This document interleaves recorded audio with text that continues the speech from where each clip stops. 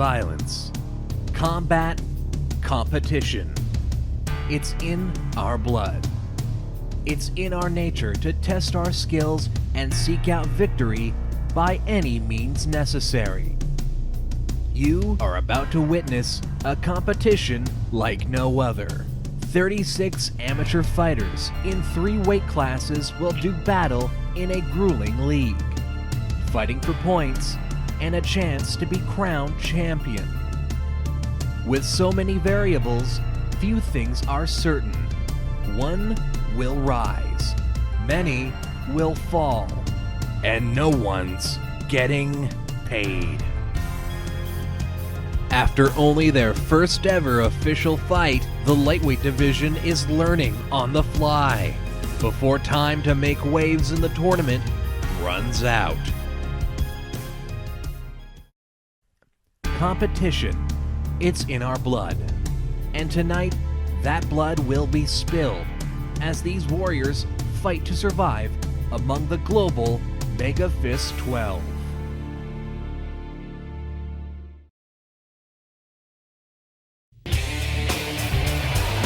We are back again here at the Nougaty Center in Branson, Missouri. It is episode 6. The lightweights back in action for their second group round fights. Battling for points, battling to find themselves at the top of the table. Remember, the top 2 will advance. They've got a long slug of 5 fights. This is only the second stage of the 5-step program. That is the Global MEGAfist 12. Good evening, everyone. My name is Derek Osceola. I'm joined by Lucille Cravelcorn. As always, we're back on the lightweights, and it's going to be great tonight. I'm looking forward to some of these fights. Absolutely, Derek. These lightweights, I mean, they're small, they're fast. You know, they got plenty of pop in their little tiny hands. You know, they can find those chins just very easily with their small hands. And let's not forget, they're battling for a lot, but no one is battling for money tonight, which makes everything much more interesting. Absolutely, no one's getting paid. It's not just a slogan. If it was a slogan, it's not a very good one, but it's the one we're working with. We've got a huge card. As you said, they've got a lot of power in those small hands. 5 of the 6 fights in episode 3, their first fights, ended in knockout or TKO. 3 of them in straight up knockout, 2 in TKO, and we did have a submission. So no fight went to the 3rd round in our first one. So don't blink. Some of these might go very short. As always, for those who need it, the rules, again, amateur MMA we're talking about here. So it's only 150-second rounds, 2.5 minutes if you like the math and the brevity, 3 rounds in all, and points will be awarded based on wins. However, you get bonus points for how soon you finish the fight, and of course, there we see how the judges will score it, and all the basic rules you know as well. Our main event tonight is featured in Group A. JC Switcher and Miroslav Florislava, 2 fighters who got big knockouts in their first fight. Switcher knocking out Eddie Andromeda in the first round. Ruben Fondant fell to Miroslav Florislava in the first round. That's why they both are on 6 points. And it's an interesting battle between the man whose feet are horribly scarred. He's got very sensitive feet, but just calloused to hell, and taking on the man who is a living mannequin. Yeah, these 2 guys really impressed me last time out, and it's as you said, they got 6 big points for each, and they're looking to hopefully duplicate that success. And the Global MEGAfist 12, it's one of the few places where being the quickest to finish is not necessarily a bad thing. Boy, if I haven't heard that before, I would tell you right now. But we're sticking over on the Group A side. Eddie Andromeda, as we said, he tasted defeat via knockout in episode 3. He goes up against Charlie Valentine, the Oklahoma Cupid, the matchmaker versus the cover band frontman. Both deal in the business of love, whether they be love songs or straight up matchmaking. And Valentine got a big submission win over Val Gibbs in episode 3. Again, 5 points for a second round win. Looking to do it again tonight. Absolutely. Valentine, good grappling showcase last time out. Andromeda, he's going to have to dig deep and just work hard to not fall into an 0-2 hole, which is, he'd have 3 more opportunities to climb back out, but that's getting steep already. And of course, we have 2 0-1 fighters who lost in the first round of fights. Rear Sergeant Val Gibbs insists that you not question that position. It is in fact an honor bestowed upon him. Taking on our saddened cake maker, Ruben Fondant. It's going to be really tough to claw out of that hole of 0-2, but one of these 2 fighters almost certainly will be there after tonight. Absolutely. Fondant's going to have to, work really hard to make sure his hopes don't deflate like a souffle. And Gibbs, you can never count out a man in whatever kind of uniform he chooses to wear. He didn't do so great the first time out, but I'm sure he'll turn it around. Yeah, be it regulation, uniform, or something he designed himself, immaterial. He is, in fact, a veteran, and far be it from me to not support the troops. We go over to the other group, Group B action. The main fight we focus on, Trevor Serrano, the sordid past of the high school guidance counselor. I'm sure those tattoos on his body tell quite the story. If only they could spell out exactly what it was. He got 6 big points for a TKO win over Zeke Apnea in the first fight. He takes on Rob Lynn, who got a second round TKO victory. Both show a lot of power, both show a lot of promise. That's one of our big fights tonight. Absolutely. Both guys are, had good performances, and I managed to speak with Serrano earlier this week, and he expressed a little disappointment that he wasn't the first man to grab up a Peruvian necktie in competition. I asked him why, and he refused to elaborate any further. Yeah, I guess perhaps he spoke a little too much, but maybe channeling that past of his own. Good to see that happen. He's got a lot of students back at his high school that are looking up to him and want to see a role model there. Certainly there. We talked about Zeke Apnea. He's got a tough challenge tonight against Beginnis Swordhouse, the Renaissance Fair enthusiast. He got a knockout over Cale Howard in week 1, in episode 3 in our first set of fights. It's going to be a tough one for Apnea, but if he's going to have to turn it on, a win over Swordhouse will get him started. Absolutely, but Swordhouse just showed how powerful, even at 155 pounds, a man filled with pigeon pies and gallons upon gallons of meat can absolutely be inside a octagonal-like cage structure. Yes, the octagon-like structure can barely contain all of this excitement, and of course, the other fight we talk about, Vern Wintergreen versus Cale Howard. Very interesting pair of fighters. We have our vegan activists in Cale Howard against our elderly gym rat. Basically the old guy you see at the gym, Vern Wintergreen. Everyone knows him. Everyone can relate to him. Both are trying to get up to 1-1. 0-2 would be a bad start for either of these two. Yeah, it's again, I hate to repeat myself too much, but 0-2 is a tough hole to climb out of, and especially if it's 2 back-to-back devastating losses. These guys showed some promise, but I think Wintergreen, if he can show that kind of dedication in the gym to improving his fighting skills, I think Howard's going to be in for a rough one tonight. Well, that's definitely true. I think we have got this fairly covered, and we've got you guys you watching at home, all up to speed on the fights you'll see tonight. Coming up right now, Zeke Apnea and Beginnis Swordhouse. That is the first fight of this evening, and we're going to get to it in just a moment.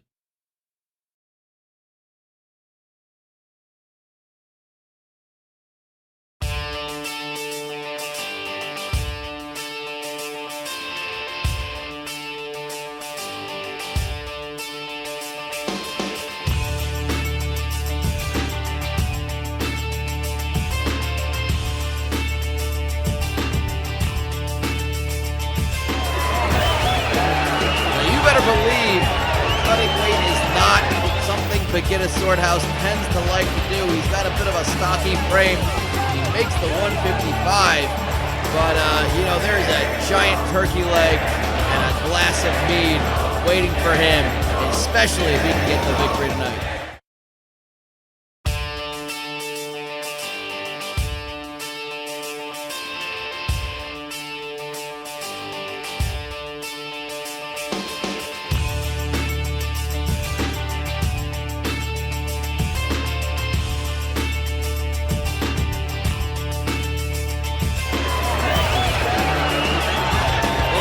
Is showing up in his sleepwear.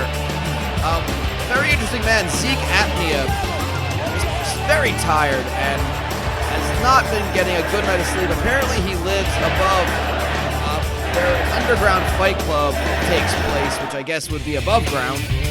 And he also is found his way into an energy drink sponsorship, so he has just not been able to get any sort of sleep, but there we go, and there's our tail of the tape. What can you make of this? It's pretty even. Yeah, it looks pretty even, but Swordhouse, I don't know if he managed to use any kind of bloodletting techniques to cut weight. That could diminish him. We'll just have to see how things play out in this opening round. Yes, again, they do weigh in pretty early. No one really questions. We tend not to question their methods. Again, they're not being paid, so however they want to do it. I mean, far be it from us to question a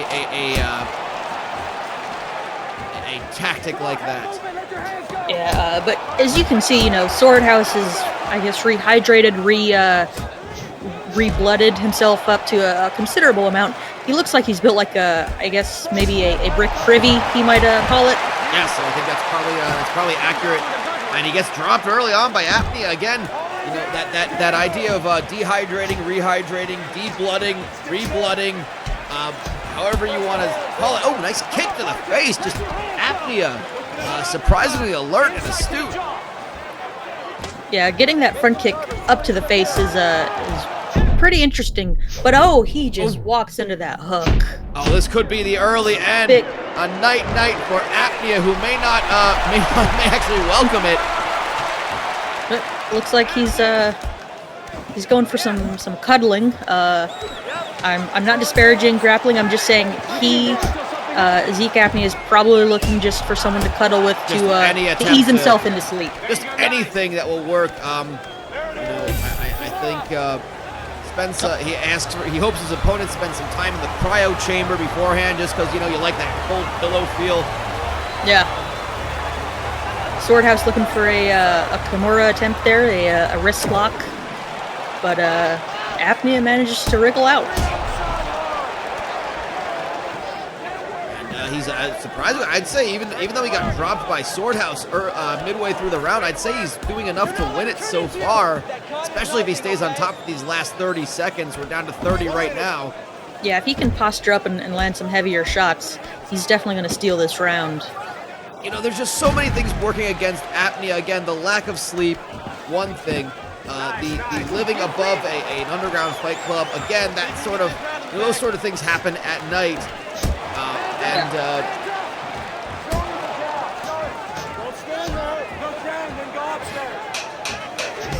And of course, he also has that energy drink sponsorship as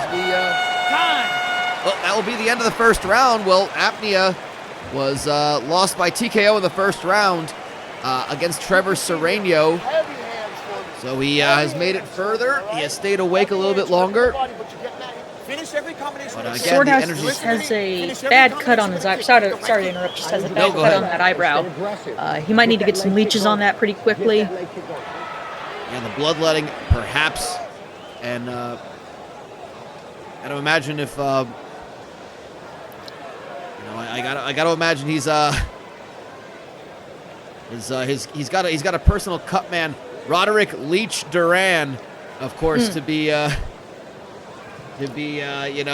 applying those leeches, just kind of pulls them off his wrist and just applies them, and Again, it's an interesting setting. It's an interesting thing to try. If it can actually clear up a cut, I think his cut is probably in the more dangerous area. You saw Apnea has one under the eye. I mean, that's going to not be comfortable. That might cause the eye to swell shut, which again would help in his attempt to go to sleep. His eye is already shut. It's like the whole concept of shut eye.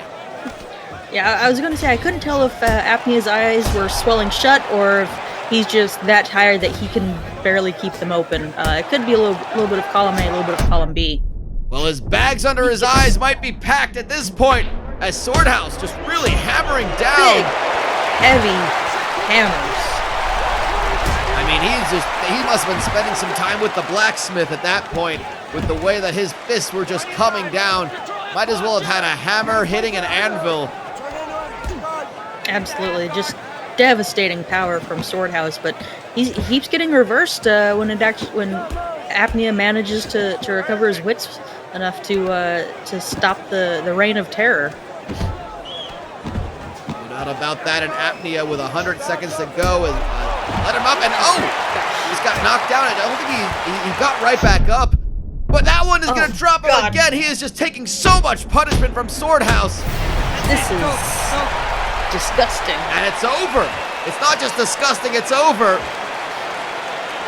And the Guinness Swordhouse goes up to 10 points with another second round TKO victory. The first one, a second round knockout.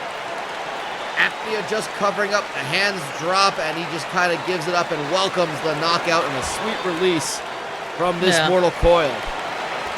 Yeah, he's looking to maybe hit some REM sleep at this point. You gotta wonder if those punches alternating are putting him out and then waking him up again. He might just be like, look, just throw an odd number so I can at least go to sleep. The Guinness Swordhouse, your winner. There you see it, 10 points. 10 big points with a TKO victory. He's looking to be one of the more dangerous fighters in Group B. I think we're starting to see someone who could potentially make a run at the Final Four when we get to the semifinal. Absolutely, Swordhouse looking good in his tunic as well. Just a nicely crafted garment. No doubt about that. Well, our next fight stays on this side of the Group B action. Vern Wintergreen, Cale Howard. Someone's got to get their first win and send their opponent to 0-2.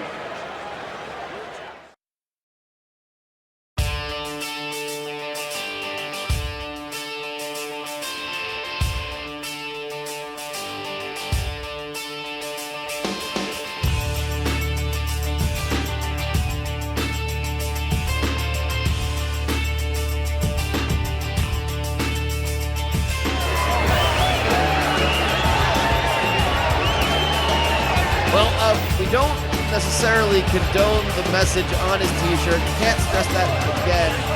Can't stress it enough again. Cale Howard definitely believes that meat is murder. Also seems to believe that it causes autism. Again, cannot stress that is not proven.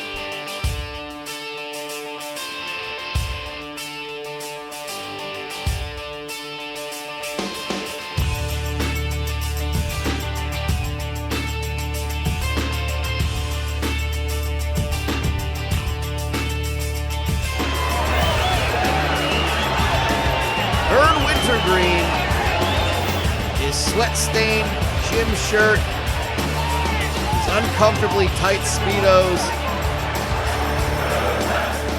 You know, he had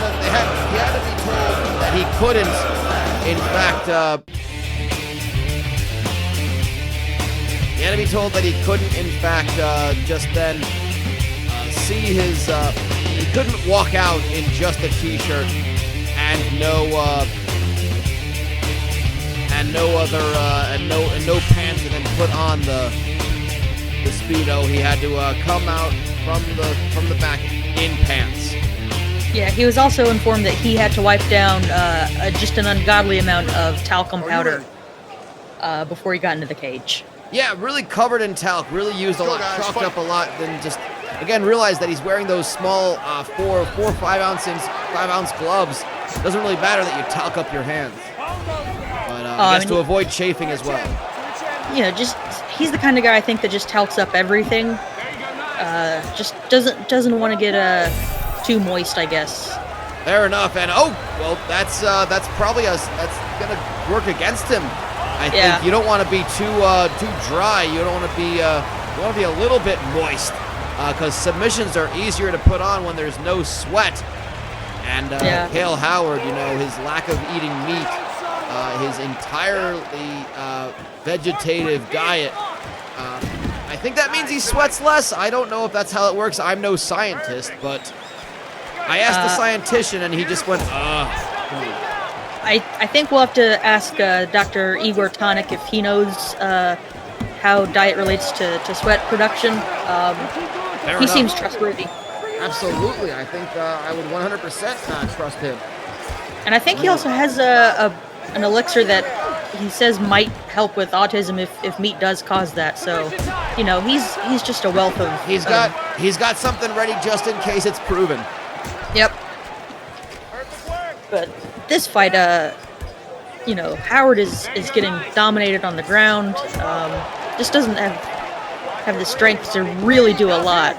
But you're gonna have to keep it standing. Although he's going for those submissions, he's just trying to catch Wintergreen off guard. I think that might be the best solution for Howard here. He's really going for it, locking in that guillotine, but I don't think he has enough of it at the moment. I'm just getting a note that Cale Howard gets the beat sweats, not the meat sweats.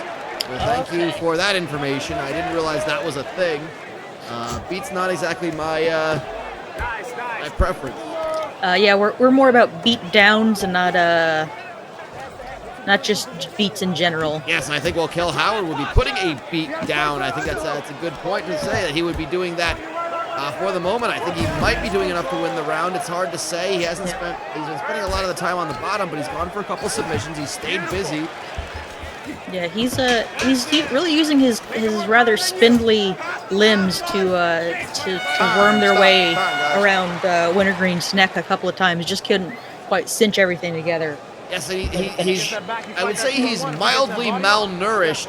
So again, those bony limbs are just not going to feel comfortable as he's pressing them into his opponent's body. That's just using what you have to your own advantage. Kind of like when you hear that boxers wouldn't shave or like fighters wouldn't shave for like a day beforehand, so they'd rub the stubble up against their opponent's face. Just that extra little advantage you get. It doesn't really do anything to hurt your opponent, but it makes them uncomfortable. Yeah, there's a pretty well-known and much maligned amateur wrestling technique of simply not showering for a couple of days before a tournament, just to thoroughly disgust your opponent. A classic, yes, no doubt about that. Yeah, if Howard can get the thin blade of his forearm correctly under Wintergreen's thick, muscly neck, he could put him to sleep pretty quickly. That's just an uncomfortable. That would be a choke just for. He'd have to tap out perhaps just the pain, not even for any sort of choke. Just I've seen just attempts at chokes where the pain alone just causes someone to tap out. Absolutely. Everyone's got different thresholds. Typically a pro fighter has a little bit higher than the average person, but these are the average person. So yeah, these are as average as you get. We purposely selected the most mediocre amateurs we could find, and all because Mr. Naga had this vision and brought it to life. And again, we're seeing an arm triangle. I think this is the third different attempt of a submission. Although no, we saw a guillotine twice, but this is another choke. This is a blood choke, is it not? It is, and he got it. Wow. Well, Wintergreen unable to answer his jitterbug senior citizen phone, and he had to tap. Well, I think that's one of those. As we said, that's a blood choke. 5 big points for Cale Howard. It's a blood choke. It starts to cut off the circulation. And, the spots that Vern Wintergreen would be seeing are not, in fact, cataracts. They would be him close to unconsciousness. Absolutely, and it's good for Vern to realize that and submit as opposed to full on going unconscious. Well, that's definitely an unfortunate result for Wintergreen. But Cale Howard back in business. He's at 5 points. And with Wintergreen and Apnea both at 0-2, that puts Howard in a little bit of a driving seat here. Absolutely, he's going to be neck and neck with whoever loses between Lynn and Sereno. Howard's at 5 points. He could be just tied with one of them. Absolutely. It's as we say, a fortune can change in the blink of an eye in the Global MEGAfist 12. No doubt about that. We talk about that, the blink of an eye. The fortune of one of these two will change in just a moment. We saw the battle of two 0-1s and the avoiding to go 0-2. Over in Group A, the same situation. Fondant and Gibbs, we talked about it before. It's the battle of Valor versus Cake. And before we do that, we're going to go ahead and take a quick break and explain to you, if this is your first time checking out the Global MEGAfist 12, or if you've been with us for all 6 episodes so far, it could never hurt to have a refresher of how this tournament is taking place. We talk about points, we talk about a group stage, we talk about 12 fighters, and only one will emerge. Here is how this is going to go down. The Global MEGAfist 12 is a grueling competition like nothing ever seen before in mixed martial arts. First, the 12 fighters are drawn at random into 2 groups of 6 fighters each. Each fighter will face off against the other 5 in their group. A win is worth 3 points, while a draw is worth 1. In addition, bonus points are awarded for how fast a fight is won. Winning in the 3rd round is worth 4 total points, a 2nd round win is worth 5, and finishing a fight in the 1st round gets you 6 points in all. After all 5 rounds of competition, the 2 fighters who finish in last place are relegated from Global MEGAfist 12 and must earn their way back in next season. They will be replaced by 2 fighters from the Hyperfist qualifying tournament. The 2 5th-place fighters will be matched up against 2 more fighters from the Hyperfist qualifiers, with the winners earning their spot in next season's Global MEGAfist 12. The top 2 fighters from each group advance to the semifinals, where the 1st-place fighter from each group will take on the 2nd-place fighter from the other. The winners of these fights will do battle for the championship. It all comes down to one thing: win, and win fast. And the title of Global MEGAfist 12 champion awaits.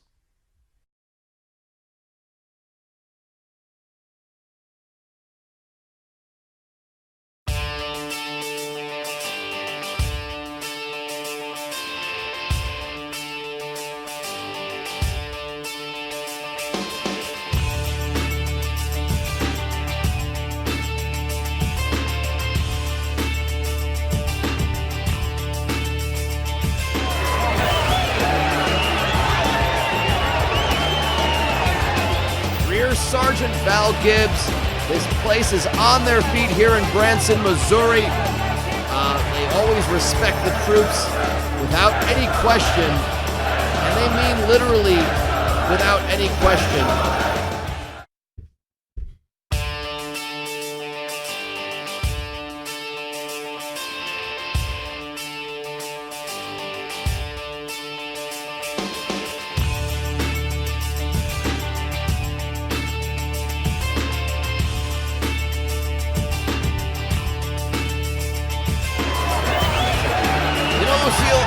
When I think of the people of Missouri and how much they respect the troops, again, without any question or any sort of research or really any sort of, without any sort of hesitation, I think about the other thing they love just as much: cake. And this would be a true battle between what they love more. Yeah, this is really going to test a lot of loyalties in the Nougaty Center tonight, Derek. it might result in some fisticuffs in the crowd if things don't go, They better watch out. I'm sure Mr. Naga is always watching. He's always looking for some new blood. I know that there have been other fighters that maybe want to come by to the Nugget Center in hopes that by starting a fight in the crowd, they themselves might get signed by Global Megafist 12. Anyway, here we go. Ruben Fondant in the orange, the army green, Rear Sergeant Val Gibbs. And again, Rear Sergeant Val Gibbs. Recruiter hangs out in malls trying to get the youth of America to commit themselves to America's armed forces. When asked which one, anyone will do, he says. He America needs them all. Yeah, he says America needs them all. He also says, they're all basically the same, which I can't think of anything further from the truth, but hey, whatever. Meanwhile, Ruben Fondant also gets thanked for his service, mostly because he is one of those cake artists. He makes these very elaborate cakes. He does a fantastic job. I've seen photos of his work. I've also seen video of him in the background as he watches as his creations are brought to a party and then cut and hacked apart and just torn to shreds by hungry party goers. And you can just sense the solitude and the solemn tears that fall from Ruben Fondant. So going 0-2 would hurt. It won't be as bad as nice knee on that takedown attempt. But yeah, Fondant has a level of sadness that I haven't seen in a lot of the other competitors. I knew a fighter from Mexico who was his whole family were piñata makers, and he had a similar sadness too. But wow, it's a little different for Fondant, I think. Yes, of course. I think the piñata maker. I'm not sure. I recall there was an old fighter that went by that nickname, the piñata maker.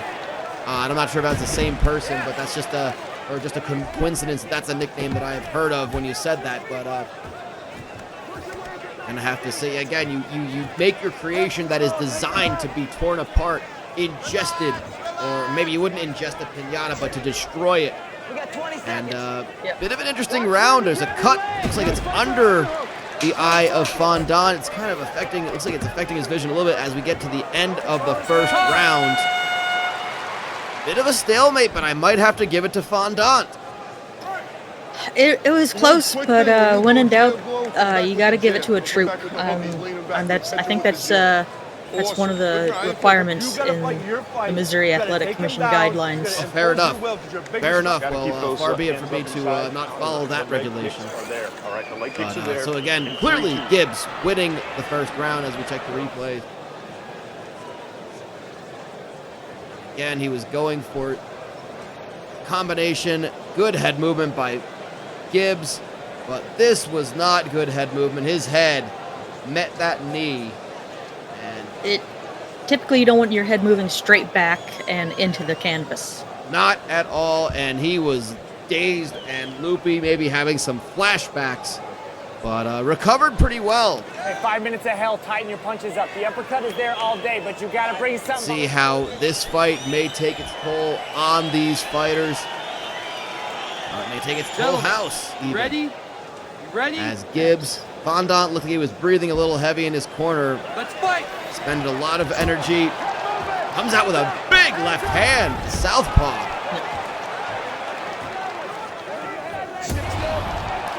That might be his whisking hand, in which case, it's going to be very, very powerful.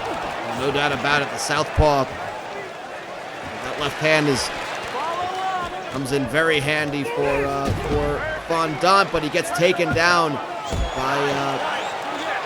by Gibbs, and he's trying to neutralize him now. I don't know what martial arts. I don't know if they still do boxing in the Army.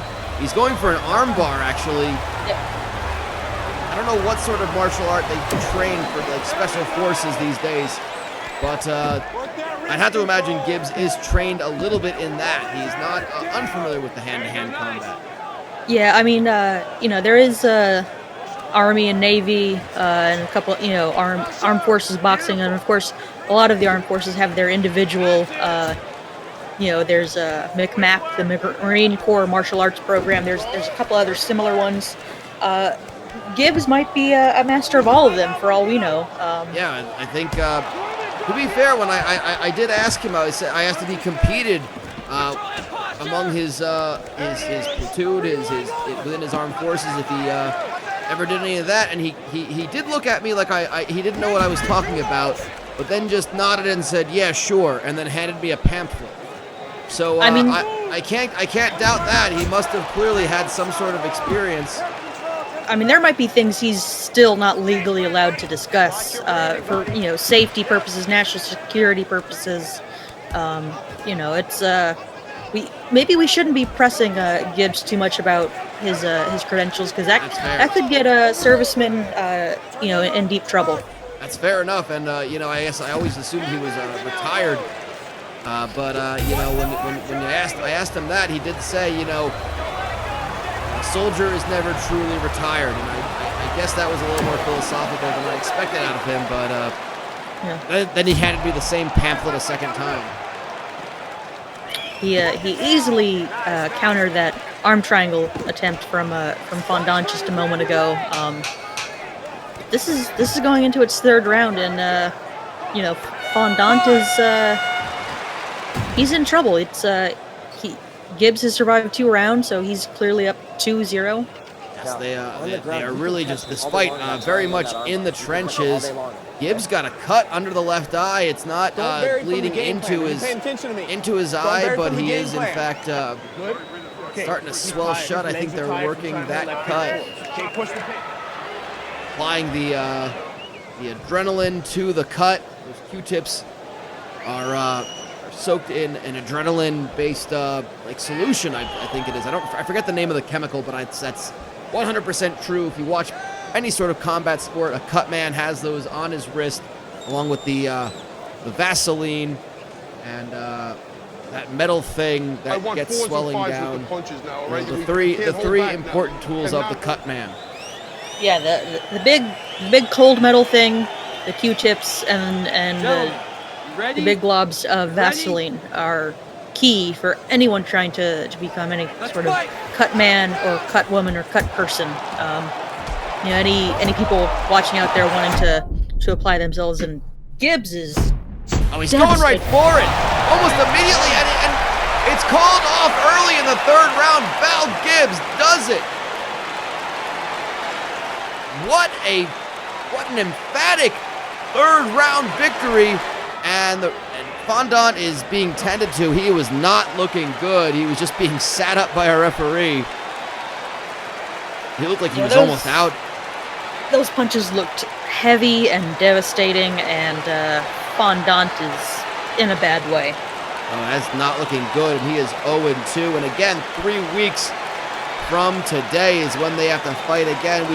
We don't think about this too often because, well, it's not fun to think about it, but the toll it takes on these fighters, they are not getting much of a relief. You get knocked out, that is almost guaranteed a concussion. And then you got to fight again in 3 weeks. Rear Sergeant Val Gibbs, a huge victory.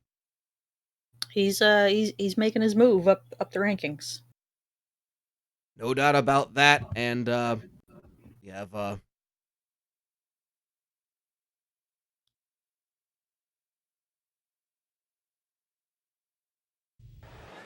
bit of an issue here. We're going to go ahead and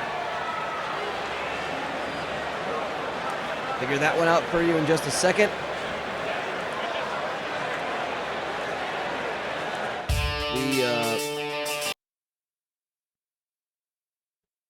Give us one moment. There was a bit of a technical glitch. We're going to get this all sorted out in just a moment, but here we go. We're going to have our fourth fight coming up. It is, in fact, Eddie Andromeda versus Charlie Valentine. Are you ready? Let's go, guys. Fight. There we go. Already in the cage.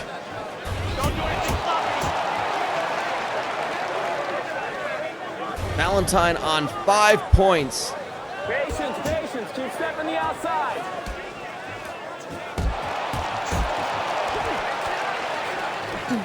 Andromeda on 0, and Andromeda sprawling the takedown pretty well.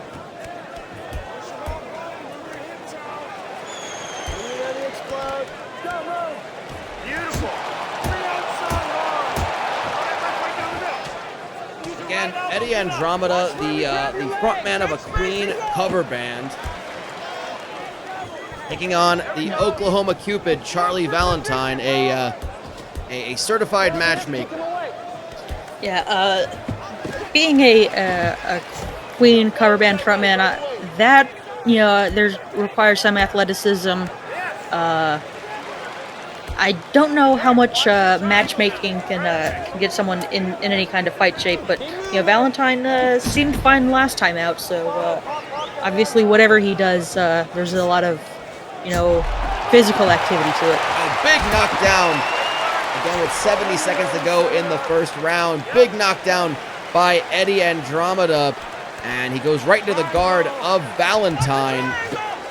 Valentine did get the submission over, it was over Rear Sergeant Val Gibbs 3 weeks ago.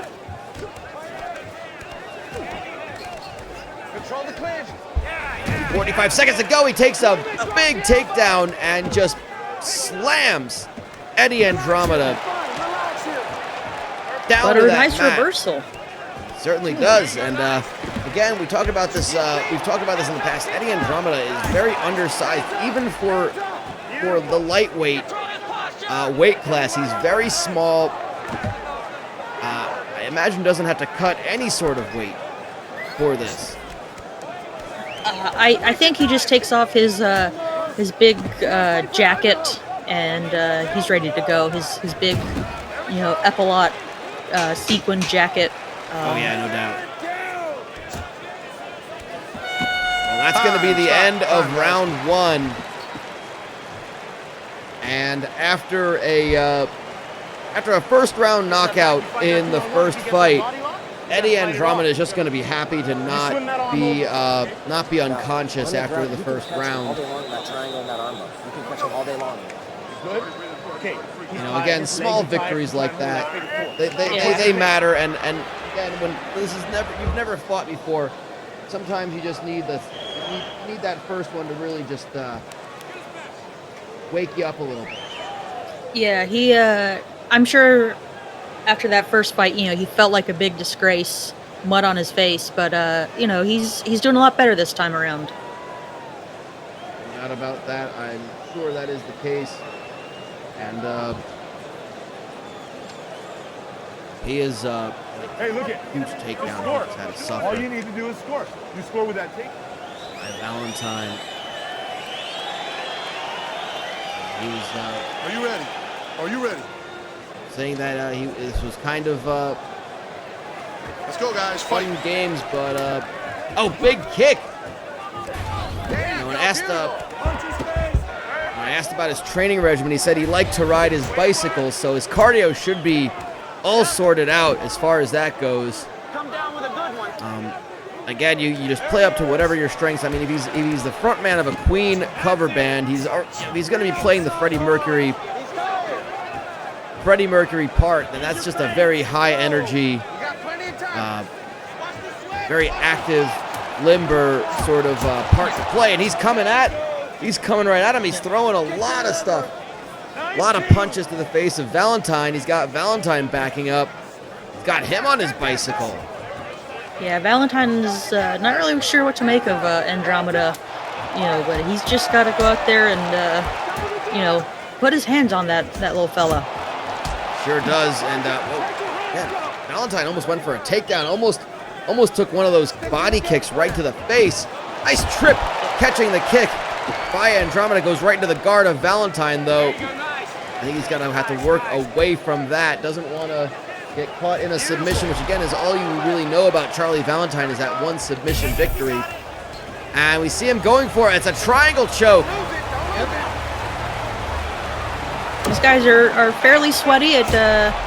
it could be easy to get out, and Andromeda does. I think Andromeda was sweaty when the minute he got in here, so that's again a benefit when you are a front man, just always sweating. Yeah, but he does have that thick carpet of chest hair, which can act as a source of friction for something if Valentine's looking for a submission that way. Right, you are, and a lot of blood coming out. It looks like it's coming from the eye of Valentine. It looks like I can't quite. I can see it all kind of staining the mat. Yeah, Valentine is going for rubber guard for brief moments, but as we all know, rubber guard is a fake thing and it does not work. So it's I'm not sure how he discovered that. It's kind of odd. It's a weird technique. You said it's a fake thing. Yeah, a lot of people pretend Stop, like to guys. pretend that it works in actual MMA, but it has never been successfully employed. Spin him around.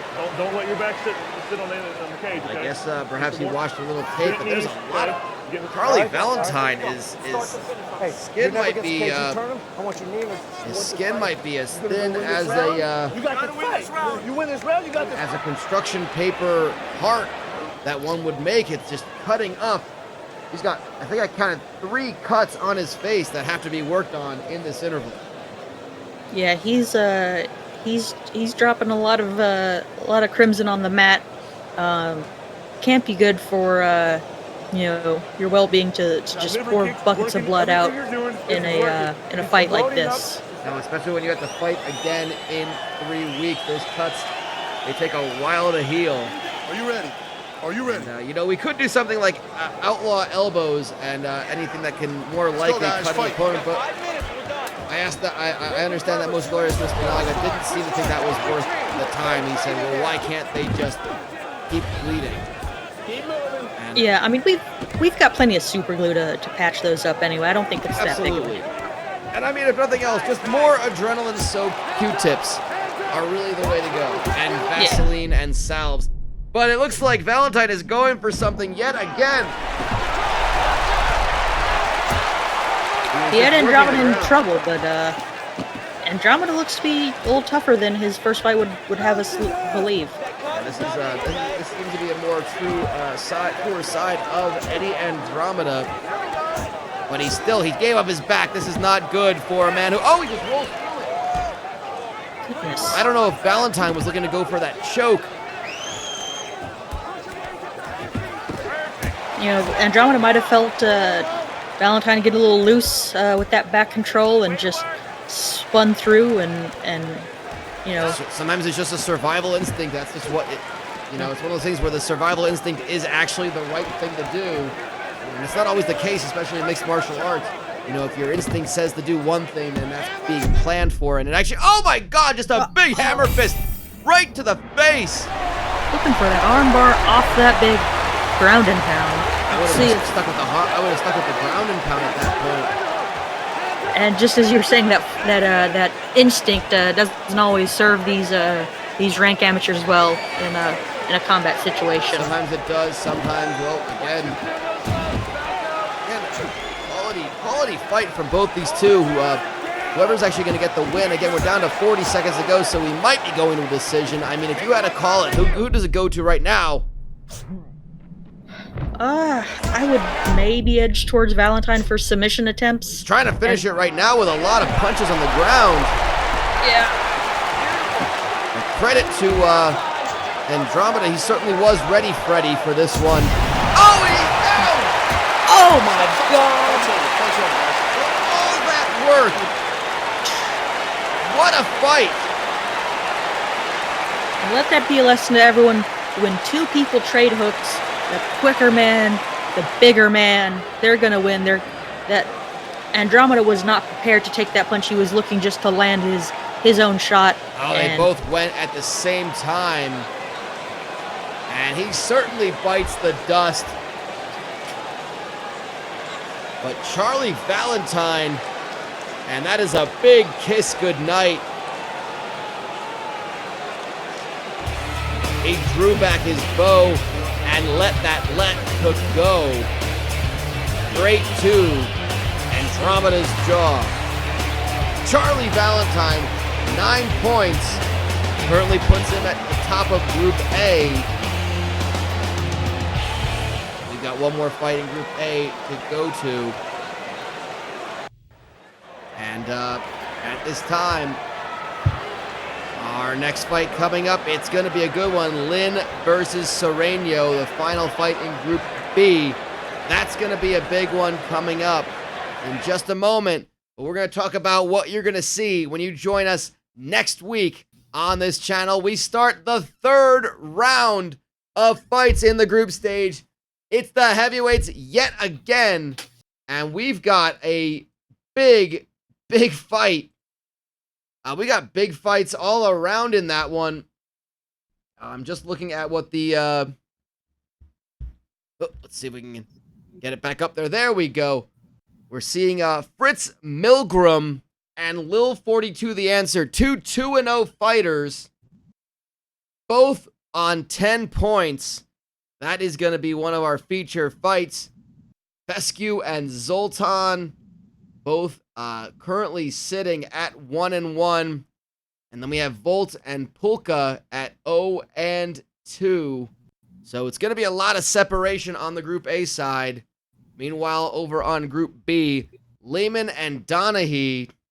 Oliver Lehman has gotten two, if I'm checking my notes right, 2 first-round victories in his 2 fights. He has been one of the most unstoppable fighters across all 3 divisions. And he fights Gabe Donaghy, who just got a big submission win over Damian Adder for his first victory. Meanwhile, Guff Magnuson takes on Damian Adder, the aforementioned. Again, both of those fighters at 0-2. And then we have Dan Rodenta taking on Dr. Igor Tonic. Tonic at 2-0 so far. Another one of the more impressive fighters. But we got the 2-0 fighters in Group B going up against 1-1 fighters. But our main event, Milgram versus Lil 42. I'm excited for that one. Yeah, that should be an amazing fight. And a lot of times you'll see fighters, after a bout, will actually train with each other. I bet 42 the Answer might see if Milgram, with his bizarre electricity emitting powers, might want to collaborate for some sort of strange beats for Lil 42's next album project. A little electro pop, if you will. Yeah. If that's not a real genre, I might have just created it. Well, that is next week's. Go ahead. I would say I'd be down to listen to it, whatever it actually is. And as you're saying on the other side, Lehman is looking good, Tonic is looking good. Both sides of the heavyweights, they've got some front runners. They've got some guys who are going to have to put in a little extra work to make themselves known. But these heavyweights have impressed me with their skills is as unfamiliar with combat as most of them are. No doubt about that. Well, we are going to go ahead. We got 2 more big fights for you tonight. We're going to go ahead and go to them right now.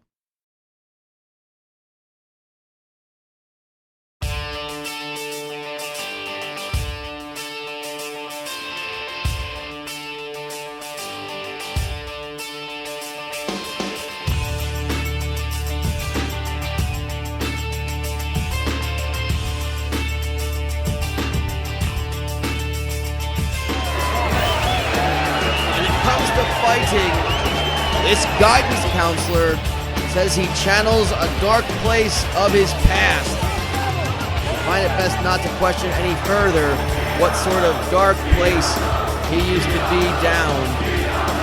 It makes him a very dangerous fighter. Trevor Sereno.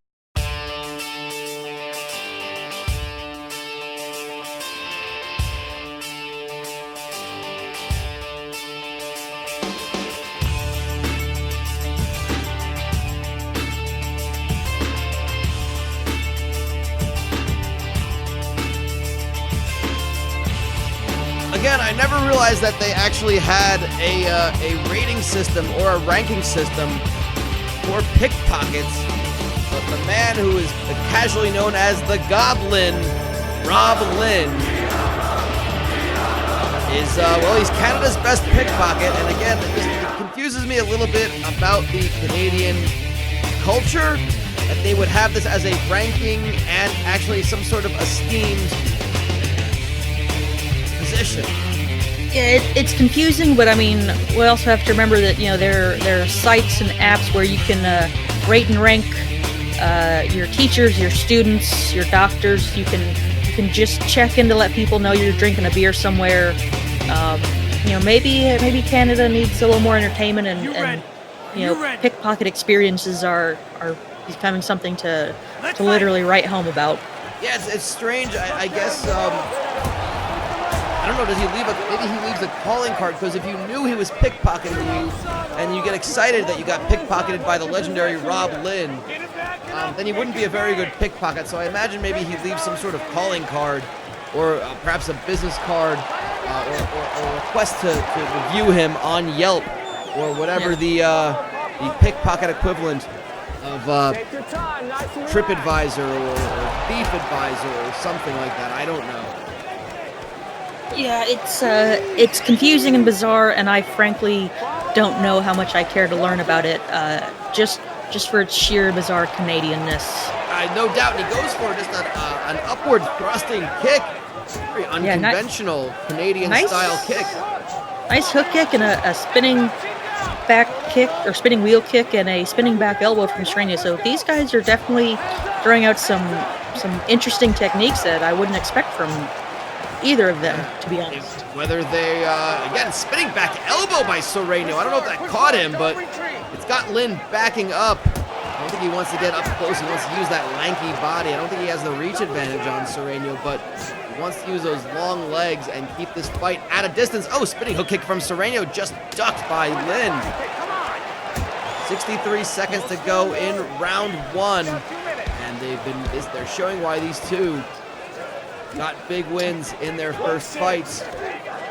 Sereno was looking for a tie clinch and thought he was maybe going to throw a big knee, but he just used it to kind of drag Lynn around briefly by his head and his neck. Oh, yeah, nice judo throw. When he learned that he was fighting Rob Lynn in this fight, when asked about fighting him, if it was going to be daunting to fight someone who was such a renowned pickpocket, Sereno just said that he understood that lifestyle, and then he just kind of had a dead stare for about 5 minutes. So clearly there is something that came to, he's going for, is that a Kimura looks like? Yeah, a wrist lock. It's isolated. Isolating the shoulder, looking to snap that bone. Unable to do it, and that's going to be the end of the first round. Well, it was action-packed. A little bit of everything for the mixed martial arts fan in this one. Hey, that's close. Hard to say who may have won that round. Yeah, it was a close round. Both men looked a little slow getting off the canvas there. I don't know if they expended a little too much energy in that first round. A lot of grappling exchanges, which, you know, even for a professional, prolonged grappling exchanges can be extremely tiring. No doubt about that. I would have to agree with you there. And, of course, those big spinning attacks also are pretty tiring, and they went for plenty of those in that round. Yeah, I don't think, again, that's the beauty of the amateurs. They don't really know how to pace themselves or show any sort of, any sort of real conditioning or proof that their conditioning is working. They just sort of go for it and hope for the best. Absolutely. And I can't say I can complain about that. It certainly makes for entertaining fights when people are just going all out for as long as they can, and then getting really tired and dropping their hands. Always the best thing to see at that point. We're seeing they're not letting up at all. There's some good cardio here. Sereno on the back foot answers with a left on the as he backs up. So again, you know, if they've been studying their tape, you know, again they're allowed to train however they see fit. So maybe a lot of tape watching if you can't get access to any sort of professional training, that's always a good way to do it, is at least watch and try to emulate. Yeah, or sometimes you watch your opponent, what they did in their last fight, and see if there's an opening. Absolutely, yeah. What you might perceive as an opening could be the furthest thing from the truth, because you don't know what you're really looking at. You're a complete novice. Oh, and there's that big tiny that I was hoping for earlier, but Lynn landed it this time. Interesting to see. Again, I was just kind of just jockeying for any sort of. They're sort of just jockeying for the advantage in this fight. It's really been back and forth. This goes to a decision, which again, only 66 seconds left in round 2. A lot of time. But neither of them seem to have landed that big shot that could spell the beginning of the end just yet. Yeah, no one is. I mean, these shots have looked pretty solid, but no one's really shown a ton of damage absorbed from at least any one shot in particular. But that damage can accumulate very quickly. No doubt about that. And again, going for that tie clinch, but Lynn able to sneak out, lands a big uppercut with 30 seconds to go. Could he put the finish in? He does! Sometimes all it takes is one big strike to begin to spell the beginning of the end, and Rob Lynn found it. Came out of nowhere, did it not? Yeah, he kind of threw that uppercut from his own back pocket, unbeknownst to Sereno. Sereno did not see that one coming, just fell, and the end was near at that point. Rob Lynn, 10 points. What a fight, what a win. Tremendous work from Rob Lynn. That it is. Well, we've got one more fight to go. It's one I've certainly been looking forward to. Two fighters that knew how to end it early. JC Switcher, Miroslav Florislava. Don't want to make too many big proclamations with just one fight under their belt. These two looked very dangerous, and we're going to see how they do battle against one another.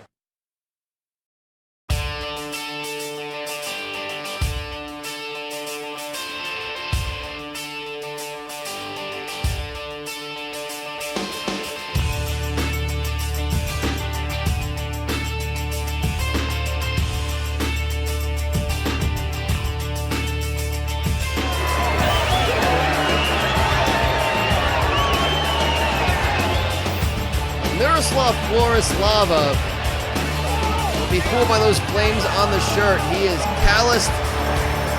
He is sore. He is bandaged. And it is, his feet hurt quite a bit.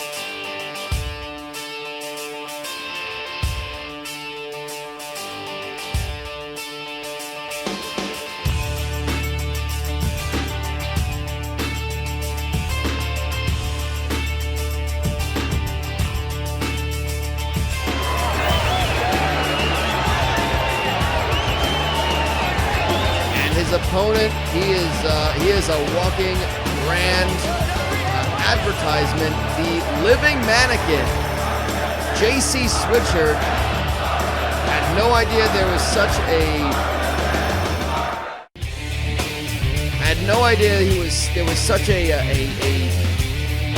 what's the word for it? A market for the living mannequins. But I learned something new every time I take a new job. And that's what I learned here at Little MEGAfist 12. Yeah, I guess all I can say is late-stage capitalism will turn us all into terrible walking advertisements for products we probably can't afford. I thought you were going to say living mannequins. That would be a little bit more dire if I had to guess. But nonetheless, equally sobering. Here we go, our main event. Switcher in the Under Armour, Florislava wearing asbestos. No better way to put it. Yeah, I mean, wow, I was not aware of that. I wish I Yeah, would just have been told so I could grab a dust mask of some sort, because yeah, you know, we're really in a bit of danger, aren't we, right now? I need to find that mesothelioma call in number, because I think we're all going to be needing it soon.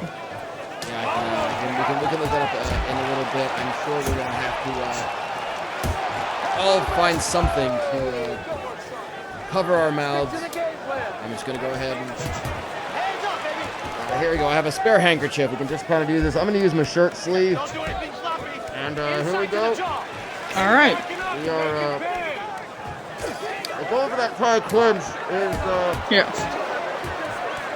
Switcher. Again, they're just grappling from that clinch. Yeah. Some of these deep breaths both men are taking, and I am just horrified at what's happening to their lungs as this fight progresses. I feel a little bit for Switcher with a minute to go in the first round. But Florislava knew what he was wearing, so I guess I don't feel so sad for him. I suddenly am less impressed with him for this decision to endanger so many of us. Yeah.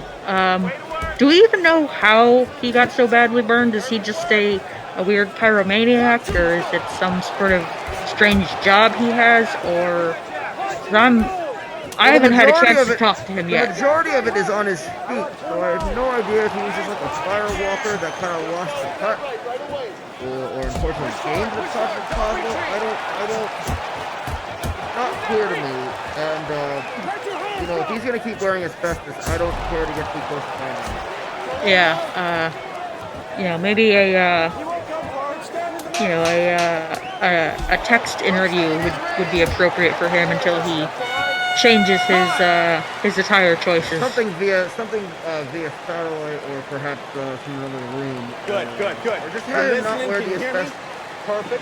That's all I could ask.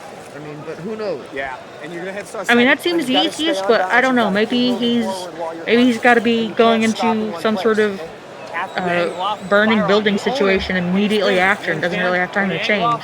Yeah, we've got an unlicensed amateur ambulance driver. Maybe he's a unlicensed firefighter. I honestly don't know. I mean, again, I think that's the reason why we don't really have all that much information on him, is because no one wants to get close enough to him, because of the fact that he literally wears asbestos.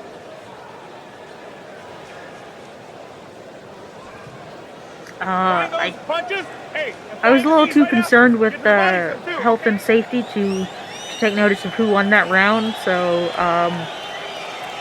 I'm just going to hope this fight ends without requiring a judge's decision. No doubt about that.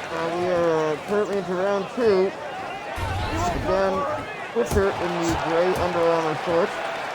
There's a price tag attached to it, so you're very as it says, you're not reading a mistake. Florislava in the asbestos. Didn't even know you could fashion asbestos into shorts.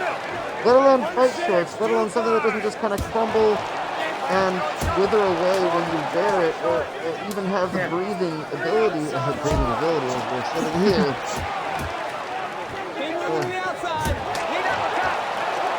Yeah, every time Florislav is going for those kicks, I just see particulate matter flying in every direction, and it's unpleasant to think about. And he just dropped Switcher with a nice hook. I mean, for all we know, he could have dropped him with just the sheer power of the asbestos. We don't know at this point. Yeah, he might win this by submission due to lung shredding. Just the sheer submitting on principle. Switcher is going in, he's giving it his all, and Florislava currently has the mounted position. Minutes to go, goes for an arm triangle. Well, I guess you can cut off the circulation. If you can't breathe into a special. Yeah, it doesn't look tight enough, but maybe Florislava could. Nope, I thought he might be able to dig it in a little deeper, but he lost it. Coming up on 1 minute, baby. Beautiful. Unfortunate that one. 33 seconds to go. 1 minute. Yeah, he's Control his posture. 25 seconds to go now, and Switcher is moving to side control, really trying to go for it. And again, Florislava, very astute on the ground. He's going for a Kimura, and oh god, just pressing that asbestos right to the face Yeah, of Switcher. that might cause the tap right there. Even if you can't well, get there's 5 seconds to go. I mean, Switcher, what in the world? Oh god, well, he gets him out right at the end before he can deliver any punishment. Be there. Finish this fight. Get it over with. I'm He's gonna- not as good as you. We go to a Alright? third round. I He's not can't as say good that as I usually You root got punish him for down. Breathe. All right. a Go to fight the body to and press end him back. early, although it's always a Breathe. fun thing to You don't see. get the takedown, you're going Yeah. back for the Fight's been strikes. You're good, looking but for- you know, I kind of just would rather not be here at the moment when there's actual asbestos that we can breathe in. Yeah, it's We are still getting sued for this, aren't we? I mean, we're not even getting paid, so I don't know what we can get sued over. There's no change of money. I mean, the people in the building, the fans didn't even have to pay to get in, so I'm gonna say that it's just kind of a Yeah, there's not really even tickets. There's just you just show Don't vary up. from the and game if plan. there's Are you a paying seat attention to for me? you, Go ahead. Don't If vary there's from not the a seat game for you, You plan. can bring your own chair. There's just Yeah. so much space. It's kind of like when you have lawn seats Gentlemen, for a concert. ready? People bring chairs, Ready? there's coolers. People bring their own food and beverage, Yeah. even though the fact we do Let's have fight. concessions. Yeah, here we go, third round. First is off with a head kick. Yeah, I saw a couple people eating a big thermos of soup earlier. Obviously, you know, that's not something the Nougaty Center offers. But Oh, is that the rule? I didn't actually know. Is it if they don't offer at the Nougaty Center, you can bring your own? yeah, if it's not on the concession menu, you can bring it. That explains why I see the coolers of malt liquor and Yep. mostly Thunderbird and Mad Dog 2020 because they do sell beer, they do sell Yep. cocktails, but no 40. No. That makes sense. And I guess soup, yeah, soup not on the menu, so people aren't bringing popcorn, they're not bringing No hot dogs, no no pretzels. yeah, no chicken fingers, but I did see a man just with a plastic bag full of spaghetti. Yep. And Florislava really putting the boot the fist to him. The fists are typically known as the boots of the arms. Yes, the boots of the boots of the exactly. At least when they're covered in gloves like they are in this contest. Yes, gloves, the hues of the hand. And we Yep. have 70 seconds to go in this fight. Looking like we might be seeing. I don't see any sort of advantage. It would be this fight that goes to a decision, wouldn't it? Yeah, this fight would expose us to the maximum amount of asbestos. Unfortunately, I think Florislava is winning this though. He's got some decent submission attempts. He's dropped Switcher a couple of times, but I'm trying to take shallow breaths, so I'm getting a little dizzy. So it's kind of hard to focus. But you know, Understood, yeah. you got to soldier through. Mr. Naga demands it, so that's what I'm gonna do. Yes, I do understand. I'm getting more word on this food rule in the Nougaty Center. That again, not only does the food have to be something that is not served here, it does in fact have to be in some sort of unique receptacle that something is not served in here. Which again, you know, there's typical concession stand trays and plates and things like that. Yeah. So if you want to bring clam chowder, That's it's it. got to be It's in over. something like I saw a guy bring a hat full of clam chowder. Are you talking about like a baseball like mini batting helmet or like a We're talking like an actual like a straw hat or okay. It was like yeah. not like a fedora, but like one of those like a bowler hat, Okay. like a Well, derby, something like that. a bowl of clam chowder, a bowler hat of clam chowder. A bowler of clam chowder, exactly. Again, I wouldn't be eating clam chowder anywhere near Missouri or anywhere far from New England or New York. But hey, there we go. So we got a decision pending. We're getting the word. What is going to happen? Judges are rendering a decision.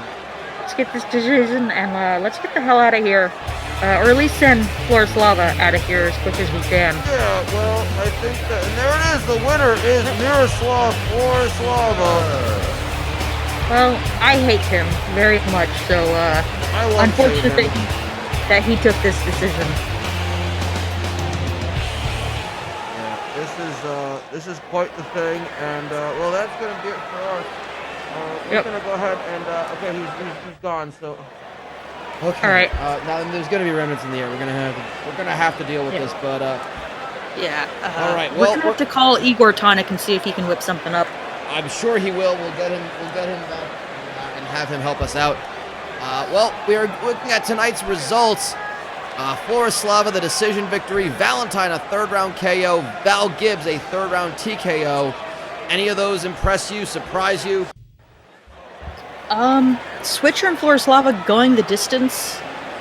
If you would have told me beforehand, I would be surprised, but knowing now that, both men's breathing would be severely compromised, I guess it kind of makes sense. It was good that Gibbs got a win under his army or his military belt.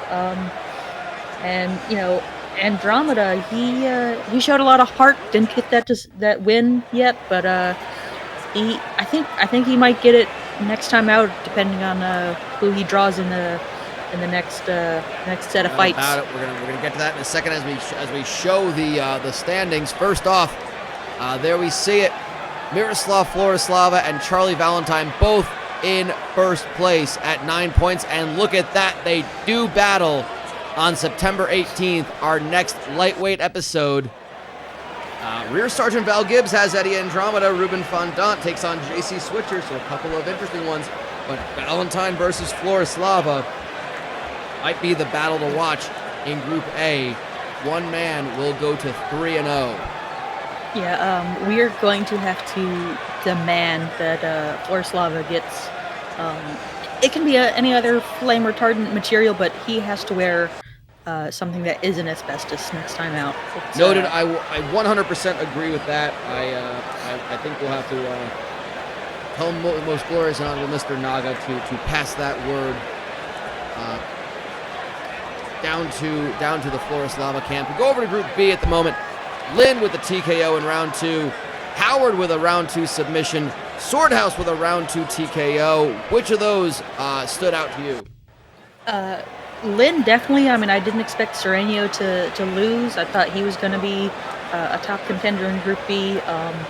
Howard, he's got those thin limbs that are going to be a problem submission-wise for the rest of these fighters. So it's going to be interesting how everything shakes out in Group B. A lot of good fighters about here. that. I think that's going to be a very interesting group. We're going to see how the standings shake out. Swordhouse versus and Lynn both in first place, both on 10 points. Sereno in 6th with 6 in 3rd. Howard with 5, and Wintergreen and Apnea both at 0. Howard versus Sereno will be an interesting battle. One of those two could easily make a step up, as Lynn and Swordhouse both do battle with the 0-2 fighters. It'll be interesting to see. I'm looking at through to see, Lynn versus Swordhouse. Should they both get their wins, that is the 4th fight of these 5. So unfortunately, it won't wait till the end. But again, it's a random draw. That's how they'll shake out. All those fights. Wintergreen and Apnea, they can definitely be upsets in this competition. Don't count them out just yet. They're all dangerous. Swordhouse though just looked so dominant. It's going to be tough to beat that big fella, even though he is a lightweight. He's gonna be a dangerous opponent for whomever he faces. I think we can start to make a prediction and start to see him possibly make his way into the semifinals. I don't think anything can be clinched by week 3, but I think a win for either Swordhouse or Lynn will put them well on their way. Lucille, thank you so much for joining us. Thanks for joining me. Whoop, and there again, and of course, that is what is coming up next week. The heavyweights are back in action. Milgram versus Lil 42. Lehman versus Donahue. Rodenta versus Tonic. Fescue versus Zoltan, and many more. It's going to be great. I'm looking forward to that one. Any of those you're really looking forward to next week? It's always good to see Dr. Igor Tonic in action. Lehman has been devastating.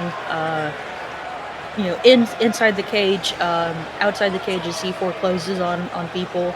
But even something like Polka and Volt, these guys have, I believe they've struggled a bit, and it's going to be interesting to see who can right the ship and who's going to be even deeper down in that dank, smelly hole. And no doubt it will be a smelly hole to have to climb out of. 0-3 almost ensures that you won't be making the semifinals. At that point, you're just hoping you don't get relegated and have to fight your way back into the Global MEGAfist 12. Well, thank you, Lucille Cramble-Corn. This has been quite the evening. We thank you all for joining us, for sticking with us on this one. We'll see you again next week on this very channel, 9 p.m. Eastern Time. Once again, the heavyweights back in action. It's episode 7 as we march ever so closer to our grand finals as one of each of these groups of 12 will be crowned the winner of the Global MEGAfist 12. We had a lot of finishes, a lot of deep round finishes, great fights tonight, and of course we wouldn't be here without thanking most glorious and honorable Mr. Naga for this. Praise be to Naga, may he live for 10,000 years. For Lucille Cramble-Corn, I'm Derek Osceola. Thank you and good night from Global MEGAfist 12.